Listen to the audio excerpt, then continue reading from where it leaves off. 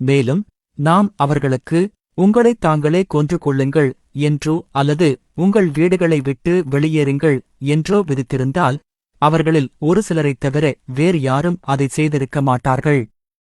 மேலும் அவர்களுக்கு அறிவுறுத்தப்பட்டதை அவர்கள் செய்திருந்தால் அது அவர்களுக்கு சிறந்ததாகவும் அவர்களின் நம்பிக்கைக்கு ஒரு வலிமையான உறுதிப்படுத்தலாகவும் இருந்திருக்கும்.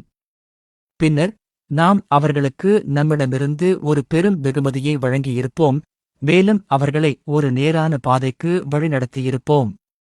மேலும் அல்லாஹ்வுக்கும் அவரது தூதருக்கும் கீழ்ப்படிபவர் நபிமார்களில் அல்லாஹ் அருள் புரிந்தவர்களுடன் இருப்பார். மேலும் உண்மையாளர்கள், தியாகிகள் மற்றும் நீதிமான்கள் அவர்களே தோழர்களாகச் சிறந்தவர்கள். அது அல்லாஹ்விடமிருந்து கிடைக்கும் அருட்கொடையாகும். மேலும் அல்லாஹ்வே அனைத்தையும் அறிந்தவனாக போதுமானவன்.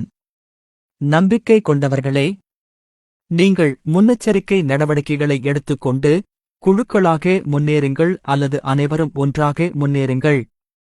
நிச்சயமாக உங்களில் சிலர் பின்தங்கி விடுவார்கள். பின்னர் உங்களுக்கு ஒரு துன்பம் நேர்ந்தால் அவர்கள் கூறுவார்கள், நான் அவர்களுடன் சாட்சியாக இல்லாததால் அல்லாஹ் எனக்கு அருள் புரிந்துவிட்டான்.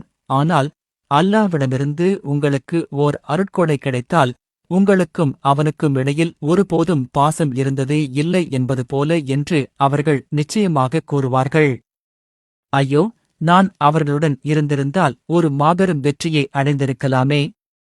எனவே மறுமைக்காக இவ்வுலக வாழ்வை வெறுப்பவர்கள் அல்லாஹ்வின் பாதையில் போரிடட்டும். மேலும் அல்லாஹ்வின் பாதையில் போரிட்டு கொல்லப்பட்டாலும் அல்லது வெற்றி பெற்றாலும் அவருக்கு நாம் ஒரு பெரும் வெகுமதியை வழங்குவோம்.